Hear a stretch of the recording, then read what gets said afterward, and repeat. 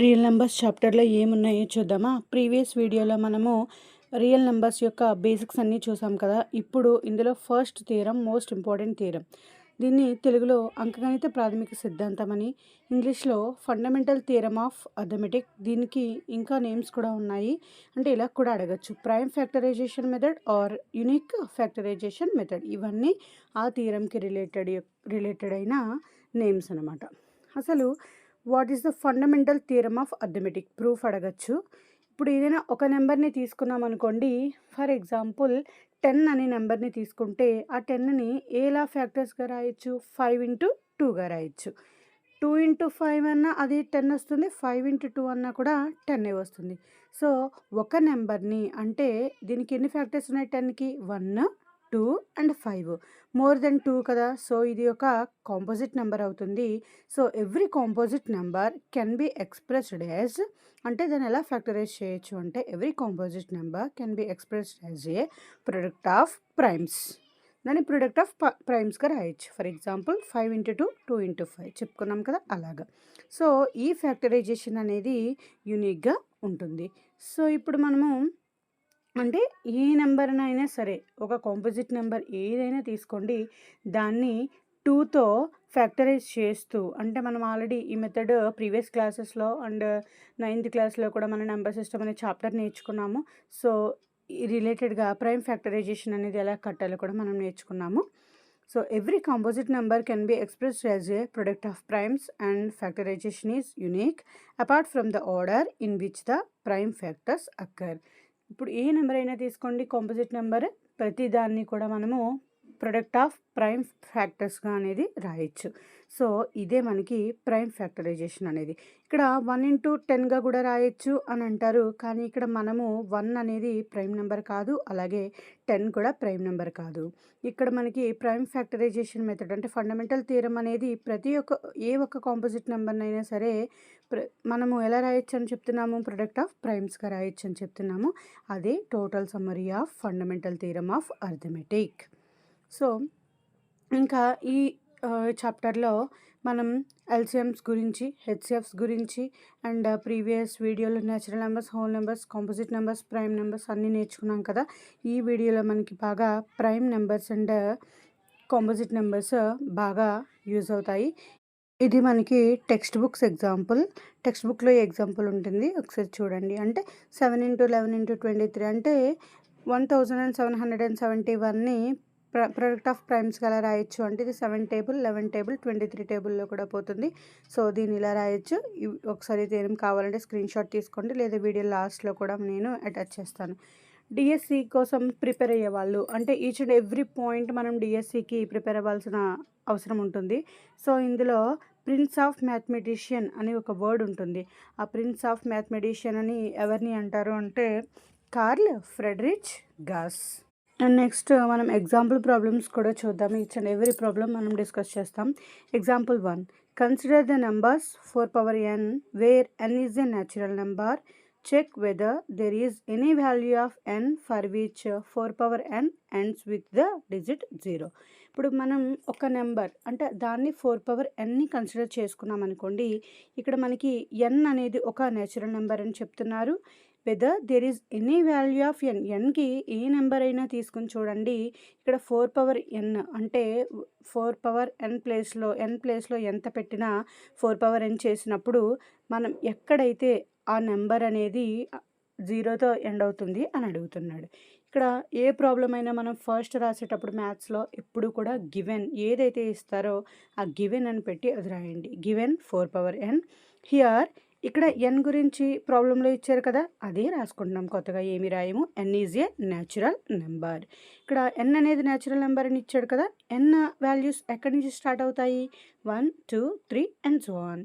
If 4 power n ends with 0, 4 power n అనేది 0తో end అవుతుంది అంటే which means it is divisible by 5. అంటే end అవుతుంది అంటే 5 టేబుల్ డివిజిబిలిటీ రూల్ చూసుకుంటే 0 కానీ 5తో కానీ ఎండ్ అవుతాయి కదా. సో ఇప్పుడు 4 పవర్ n నెంబర్ అనేది 0తో ఎండ్ అవ్వాలి అంటే అది ఖచ్చితంగా 5తో డివిజిబుల్ అయి ఉండాలి. సో ఇక్కడ మనకి, కానీ మనం చూస్తే prime factorization of 4 power n, 4 power n యొక్క ప్రైమ్ ఫ్యాక్టరైజేషన్ చేసినప్పుడు మస్ట్ హ్యావ్ 5. అందులో మాత్రం కంపల్సరీగా మనకి 5 అనేది ఉండాలి. ఫర్ ఎగ్జాంపుల్ చూడండి, 4 పవర్ n ఇచ్చారు కదా, n అనేది న్యాచురల్ నెంబర్ అని కూడా చెప్పారు. n ప్లేస్లో 1 పెట్టండి. 4 పవర్ 1 4, 2 పెడితే 4 స్క్వేర్ 16, 3 పెడితే 4 క్యూబ్ 64. ఇలా 4 పవర్లో ఏ నెంబర్ అయినా వేసి అన్ని టైమ్స్ మల్టిప్లై చేసి చూడండి, కంపల్సరీగా మనకి ఇక్కడ 0 నెంబర్ అనేది రావట్లేదు. అంటే న్యాచురల్ నెంబర్ అనేది మనం రియల్ నెంబర్స్లో బేసిక్స్లో నేర్చుకున్నాము. ఇక్కడ మనకు అది బాగా యూజ్ అయింది. సో ఇక్కడ 4 పవర్ ఎంత పెట్టినా సరే మనకి ఆ నెంబర్ 0తో మాత్రం ఎండ్ అవ్వట్లేదు. అంటే మనకి ప్రాబ్లంలో ఇచ్చింది ఇక్కడ 5తో ఎండ్ అవ్వడం అనేది నాట్ పాసిబుల్. అంటే దిస్ ఈజ్ నాట్ పాసిబుల్. ఎందుకు నాట్ పాసిబుల్ అవుతుంది అంటే బికాజ్ 4 పవర్ n, 4ని ఎలా రాయొచ్చు, 2 స్క్వేర్గా రాయొచ్చు కదా. 2 స్క్వేర్ హోల్ పవర్ n, దాన్ని పవర్స్ని just a power m whole power n ఫామ్లో ఉంది కాబట్టి ఏ పవర్ m అని కదా, అలాగా 2 పవర్ 2n అవుతుంది.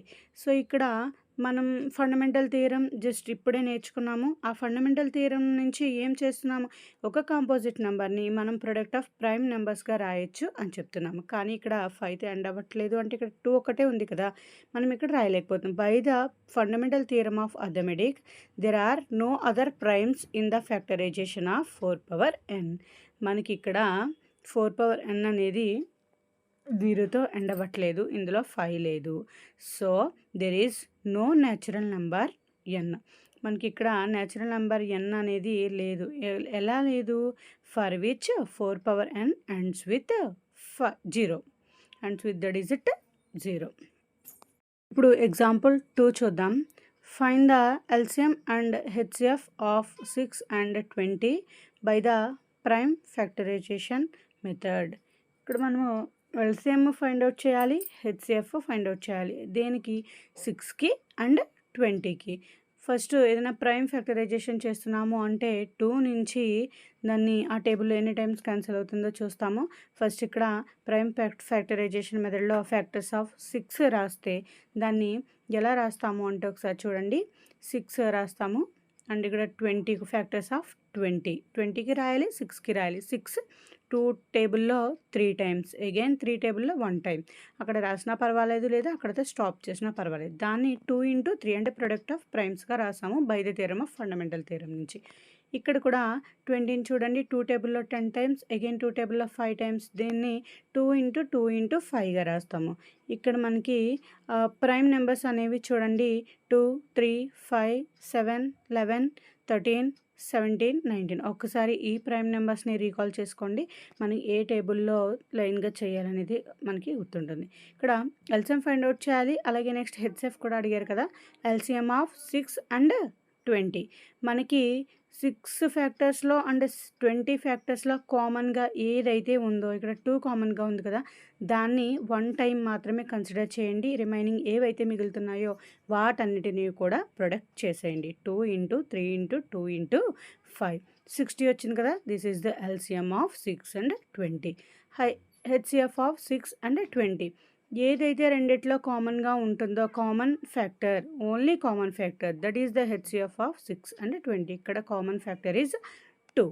So HCF is 2. HCF of 6, 20. దీన్ని కూడా మనము హెచ్సిఎఫ్ ఆఫ్ 6 and 20 అనే చదువుతాము. సింపుల్గా అలా కూడా రాయొచ్చు. ఇమేజెస్ అటాచ్ చేశాను, ఒకసారి రీకాల్ చేసుకోండి. ప్రీవియస్ వీడియోలో బేసిక్స్ ఉన్నాయి అండ్ నెక్స్ట్ వీడియోలో ఎగ్జాంపుల్ 3 and 4 చూద్దాము. ఇక్కడ డిఎస్సి ప్రిపేర్ అయ్యే వాళ్ళు, 10th క్లాస్ చదివే మీ ఫ్రెండ్స్ ఎవరైనా ఉంటే తప్పకుండా షేర్ చేయండి. ఈ వీడియోస్ వాళ్ళకి చాలా బాగా యూజ్ అవుతాయి.